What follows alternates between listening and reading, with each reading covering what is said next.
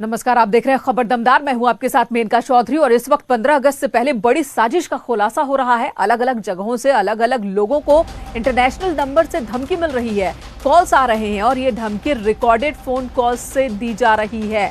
भारत के मुसलमानों को राम मंदिर पर भड़काया जा रहा है।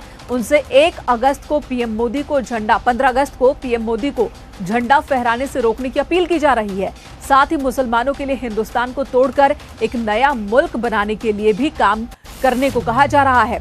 सीतापुर से बीजेपी विधायक सुरेश राही को भी ऐसा ही एक फोन कॉल आया। वो फोन कॉल भी हम आपको सुनाते हैं।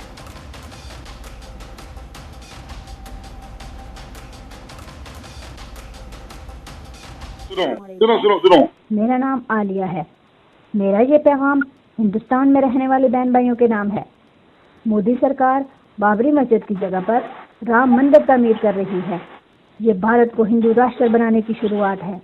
मेरे तमाम मुसलमानों से अपील है कि आए हम सब मिलकर 15 अगस्त को नरेंद्र मोदी को हिंदुस्तानी परचम लहराने से रोके। हमें सिखों से सीखना चाहिए जो अपनी आज़ादी और अलग मुल्क के क़याम के लिए रेफरेंडम 2020 कर रहे हैं। हमें भी हिंदुस्तान में से मुसलमानों के लिए एक अलग मुल्क उर्दुस्तान बनाने के लिए काम करना चाहिए। अल्लाह हाफिज़। तो रिकॉर्डेड कॉल्स कई लोगों को अब तक ये कॉल्स मिल चुकी हैं। जो महिला है वो खुद को वॉशिंगटन का बता रही हैं। बीजेपी विधायक सुरेश राही, उन्होंने इस धमकी भरे कॉल्स को लेकर क्या कहा है वो भी आपको सुनाते हैं। आज मेरे दोनों नंबरों पर अंतर्राष्ट्रीय कॉल आई, जिसमें हमारे देश के प्रधानमंत्री को 15 अगस्त के दिन लाल किले पर झंडा फहराने से रोकने की बात कही गई, हिंदू मुसलमानों को आपस में लड़ाने की बात कही गई। तो फिलहाल इस मामले को उन्होंने पुलिस के सामने भी रखा है। आगे की कार्रवाई चल रही है। इसी बीच हरिद्वार की एक तस्वीर आपको दिखाते हैं जहां पर तैरती कार दिखी तो लोग हैरान रह गए कि आखिर कार कैसे तैर सकती है। दरअसल सुबह 2 घंटे की बारिश हुई थी और उस बारिश के बाद की जो स्थिति वो आप देख लीजिए। जनजीवन पूरी तरह से अस्त व्यस्त। भारी बारिश की वजह से जगह जगह पानी भर गया, सड़क नदी में तब्दील हो गई। सबसे ज्यादा बुरे हालात चंद्राचार्य चौक के और ज्वालापुर और कनखल के हनुमंतपुरम के रहे हैं। यहाँ के मैदान में टूर एंड ट्रैवल्स ऑपरेटर्स ने गाड़ियां जो है कारें पार्क कर रखी थी, लेकिन देखिए जरा ये गाड़ियां पूरी तरह से पानी में डूब गई और कई जगहों पर पानी के तेज बहाव में गाड़ियां बहती हुई भी नजर आई हैं। लॉकडाउन की वजह से काम ना होने से सैकड़ों की संख्या में गाड़ियां मैदान में यूं ही पार्क थी, लेकिन बारिश ने अब उनके सामने एक नया संकट खड़ा कर दिया है।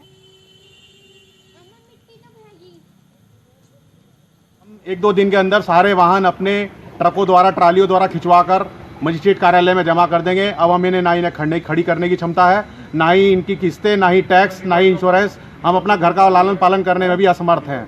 नाले हमारे हरिद्वार जिले के जो भी नाले हैं सारे चौक पड़े हुए हैं। ये हनुमंतपुरम में देखिए कम से कम 4-4 फुट पानी है, जिसके लिए कि कोई निकासी के लिए कोई व्यवस्था नहीं करी गई है। सारे नाले चौक पड़े हुए हैं। इधर शामली से अवैध हथियार से फायरिंग का वीडियो सामने आया। वीडियो 5 अगस्त का बताया जा रहा है। जानकारी के मुताबिक युवक राम जन्मभूमि पूजन के जश्न में हर्ष फायरिंग कर रहा था। वीडियो सामने आने के बाद पुलिस ने इस लड़के को गिरफ्तार कर लिया है। तस्वीरें थाना भवन कस्बे के मोहल्ला हकीमान की हैं और इस शख्स को पुलिस ने गिरफ्तार कर लिया है।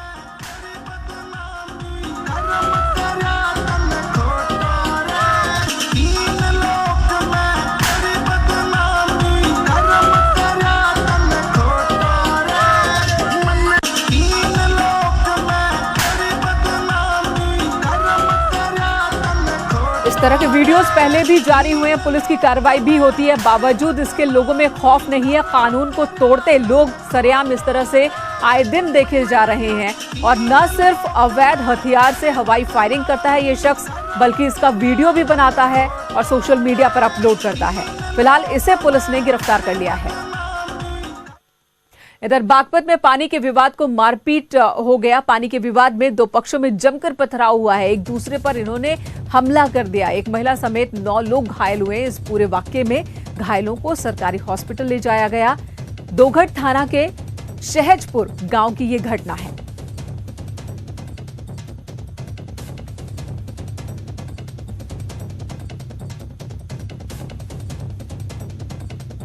तो पानी को लेकर विवाद की शुरुआत हुई थी और उसके बाद की जो तस्वीर इस वक्त आप देख रहे हैं कि एक दूसरे पर दोनों पक्ष टूट पड़ते हैं, लाठी डंडों और ईंट पत्थर से हमला करते हैं। 9 लोग घायल हुए हैं इस पूरे मामले में, 9 लोग जिसमें एक महिला भी शामिल है। सभी को हॉस्पिटल ले जाना पड़ा, हालात ऐसे बन गए। तो यहाँ पर पानी को लेकर विवाद की शुरुआत हुई थी और एक पक्ष को आप देख रहे हैं छत पर मौजूद है और वहीं से नीचे ईंट पत्थर चलाता हुआ काफी देर तक यहाँ पर यूं ही हंगामा होता रहा और जब हंगामा शांत हुआ तब तक 9 लोग जख्मी हो चुके थे।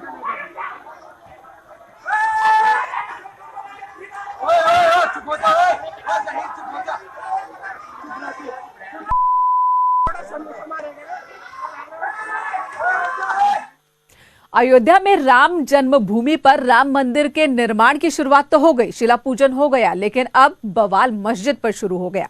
दरअसल अयोध्या में मस्जिद बननी है तो उस मस्जिद का नाम क्या रखा जाए, इस पर लगातार सुर्खियों में ये जो मुद्दा है वो चर्चा में बना हुआ है, सुर्खियों में है। अब अल्पसंख्यक कल्याण मंत्री मोहसिन रजा ने सुझाव दिया है कि बाबर के नाम पर मस्जिद बर्दाश्त नहीं है, हाँ मोहम्मद साहब के नाम पर मस्जिद का नाम रखा जा सकता है।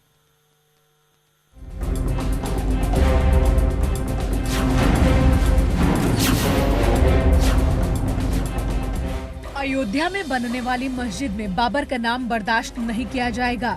योगी सरकार में अल्पसंख्यक कल्याण मंत्री मोहसिन रजा ने एक बार फिर ये बात दोहराई और कहा कि देश में मस्जिद ही क्या, बाबर के नाम पर कुछ भी नहीं बन सकता। इसी के साथ उन्होंने एक नसीहत भी दी है, मस्जिद का नाम मोहम्मद साहिब के नाम पर मस्जिद ए मोहम्मदी रखा जाए। हमारे अयोध्या ही नहीं पूरे देश में कहीं पर भी हम बाबर के नाम पर कोई भी चीज स्वीकार नहीं करेंगे। और हम तो सुझाव देना चाहेंगे कि जिस तरह से हमारे देश में अयोध्या में प्रभु श्री राम का मंदिर बन रहा है, जिस तरह से हमारे प्रभु श्री राम को मर्यादा पुरुषोत्तम राम भी कहा जाता है, इस तरह से मुस्लिम समाज में मोहम्मद साहब की बहुत मान्यता है। सब उनका कलमा पढ़ते हैं और उन्हें तमाम सर्वधर्म के लोग मानते हैं, मानवता के लिए जाने जाते हैं, इंसानियत के लिए वो जाने जाते हैं।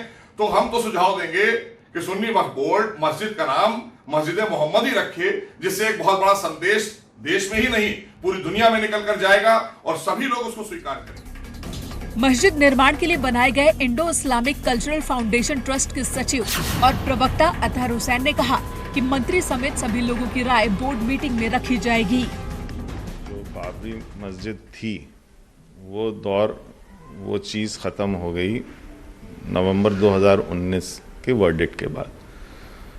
अब हिंदुस्तान की एक नई शुरुआत है और ये 5 एकड़ की ज़मीन दी गई है सुन्नी सेंट्रल वक्फ बोर्ड को, और वो उसमें जो तामीर जो शुरुआत कर रहे हैं ये उनका फैसला है। उनके फैसले के तहत इंडो इस्लामिक कल्चरल फाउंडेशन बनाया गया है, जिसमें एक मस्जिद बनेगी और उसके साथ साथ कई पब्लिक यूटिलिटी फैसिलिटीज़ होंगी, जिसमें एक हॉस्पिटल होगा, जिसमें एक कम्युनिटी किचन होगा, जिसमें एक इंडो इस्लामिक रिसर्च सेंटर, उससे जुड़ा हुआ एक पब्लिशिंग हाउस होगा, एक लाइब्रेरी होगी, म्यूजियम होगी, तमाम फैसिलिटीज होंगी। उन्होंने न्यूज़ 18 से बात करते हुए ये भी कहा कि जब मस्जिद पर काम शुरू होगा तब सीएम योगी को भी बुलाया जाएगा और उन्हें भरोसा है कि सीएम उन्हें निराश नहीं करेंगे। धन्नीपुर और उसके आसपास के इलाके के लोगों को ये जन सुविधाएं पहुँचेंगी, उस कार्यक्रम की जब भी हम न्यू रखेंगे तो हम यूपी के सीएम को, मुख्यमंत्री को बुलाएंगे। हमें उम्मीद है वो आएंगे भी और उसमें योगदान भी करेंगे। इस बीच सुन्नी वक्फ बोर्ड ने सोशल मीडिया पर चल रही खबरों का खंडन किया और कहा कि भ्रामक प्रचार किया जा रहा है कि मस्जिद की जमीन पर बाबरी हॉस्पिटल बनवाया जाएगा। दरअसल यूपी की सियासी फिजाओं में मंदिर और मस्जिद इस कदर बसे हुए हैं कि सियासतदान चाह कर भी इसका मोह नहीं छोड़ पाते। लखनऊ से मोहम्मद शबाब की रिपोर्ट, न्यूज़ 18। और चलिए इस पूरे मसले पर समाजवादी पार्टी का क्या रुख है वो भी सुन लीजिए।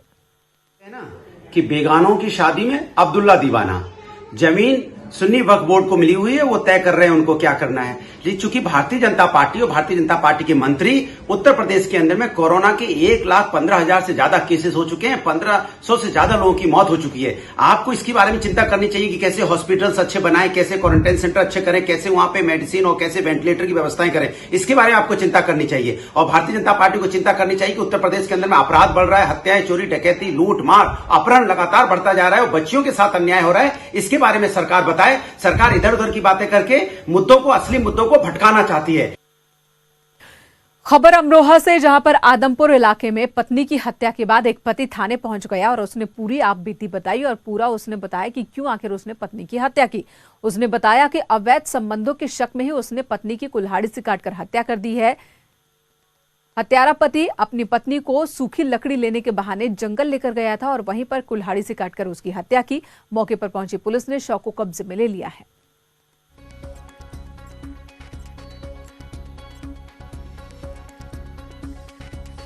कानपुर में दो गुटों में जमकर मारपीट हो गई है। एक तरफ से लाठी डंडे चले और दूसरी तरफ से पुलिस तमाशबीन बनी रही। बताया जा रहा है कि मारपीट करने वाले नशे में धुत थे। इस दौरान महिलाओं ने भी मारपीट की है।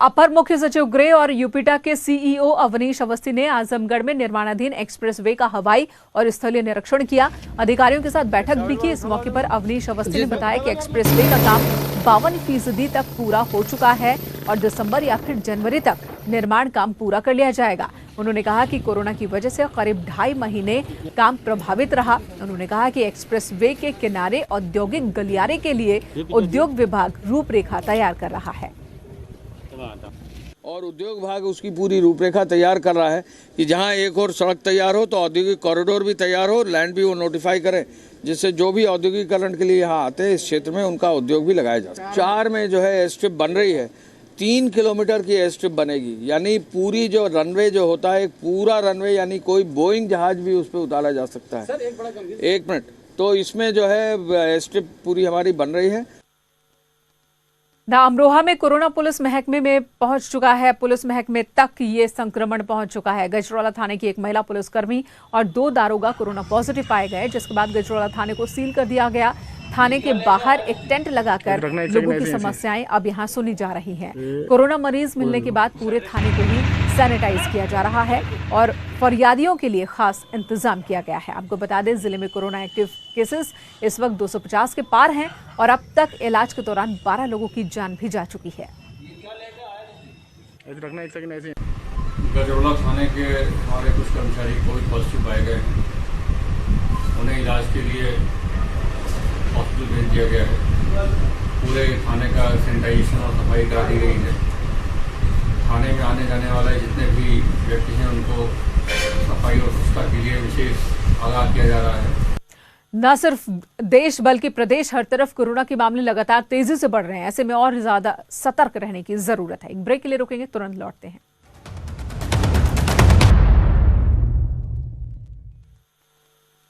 पंद्रह साल पुरानी हत्याकांड का एक ऑडियो क्लिप सबूत के तौर पर सामने आ रहा है। हम बात कर रहे हैं कृष्णानंद राय हत्याकांड की, जिसके बाद का एक ऑडियो वायरल हो रहा है। मुख्तार अंसारी और अभय सिंह के बीच बातचीत चल रही है। वारदात के बाद मुख्तार अंसारी ने अभय सिंह को फोन किया था। मुख्तार ने फोन पर अभय सिंह को हत्या की जानकारी दी थी। न्यूज 18 इस ऑडियो क्लिप की पुष्टि नहीं करता, लेकिन सुनिए जरा क्या है इसमें। बोले ठाकुर, वो भैया एक को जमीन नहीं थी रिजवान भाई से, वहाँ बात की वजह हुई तो सब लोग आए थे नवाब। हाँ, उसमें बीच में मामला बिगड़ गया था, दूसरे लोग गए थे, हाँ थोड़ा बदमाशी किया है, सब छोड़ो अभी। अभी यहाँ पर वो हो गया है, पता चला है, हल्ला हो रहा है कि गोली चल रही है मुन्ना बजरंगी और कृष्णानंद राय में। हाँ, ये सुनने में आया। अच्छा, कहाँ पे? कृष्णानंद राय के गांव पर दोनों तरफ से मुकाबला चल रहा। हाँ हाँ हाँ, बराबर गोली चल रही है। हाँ, ये तरफा। जय श्री राम। अच्छा, हेलो। हाँ हाँ हाँ, काट नहीं, ठीक है, मुट्ठी में। ठीक है, रख रहे, बात होगी।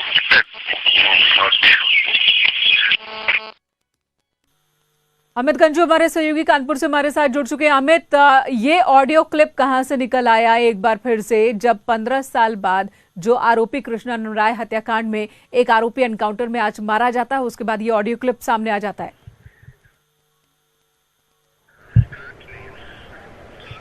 देखिए मेनका जी, मैं आपको बताना चाहूँगा कि कहीं ना कहीं पूर्वांचल में जेल सबसे बड़ी आराम गृह रही है माफियाओं के लिए।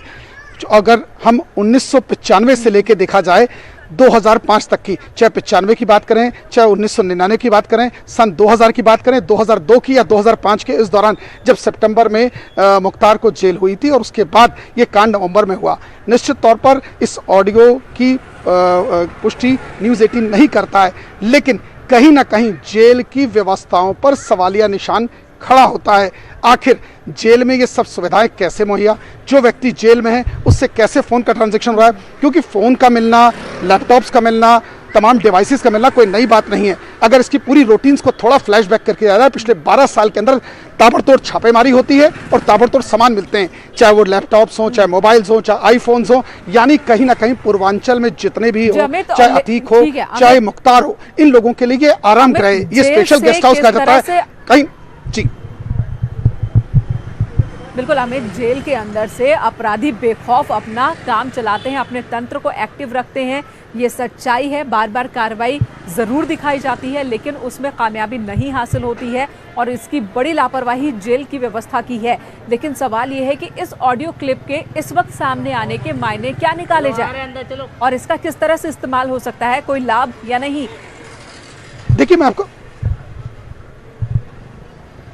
देखिए मैं आपको बताना चाहूँगा कि जिस प्रकार से ये ऑडियो किसी का भी कभी भी वायरल हो सकता है।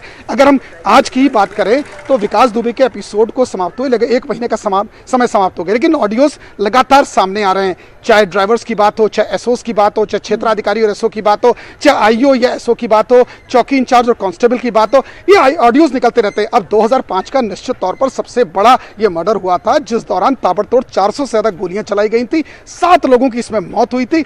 ये मीडिया की सबसे बड़ी सुर्खी थी और इतनी बड़ी चैलेंजिंग एक विधायक की, पूर्वांचल के जो सबसे बड़े ब्राह्मण चेहरे के रूप में से माना जाता था पूर्वांचल में, उसकी हत्या हो जाना और उसके बाद जिस व्यक्ति के जेल में बैठना, और जेल के बाद ये ऑडियो इस चीज़ का सिद्ध करता है, इस बात को कि कहीं ना कहीं जो अपराधी हैं बेफिक्र थे और सारी स्क्रीनिंग, सारी स्ट्रेटजी, सारा मैनेजमेंट जेल के अंदर से बैठ के हो रहा था। यहाँ तक कि जो आंखों देखा हाल टीवी नहीं दिखा सकता, वो मोबाइल के माध्यम से हो रहा था। और एक चीज कही गई थी कि चुटिया। धन्यवाद इस वक्त पूरी जानकारी देने के लिए। ऑडियो क्लिप सामने आया है, हालांकि न्यूज़ 18 इसकी पुष्टि नहीं करता, लेकिन बातचीत से पता चल रहा है कि ये कृष्णानंद राय की हत्या के थोड़ी देर बाद की ही बातचीत है। फिलहाल इस वक्त खबर दमदार में इतना ही। एक छोटे से ब्रेक के बाद भी न्यूज़ 18 पर खबरों का सिलसिला जारी है।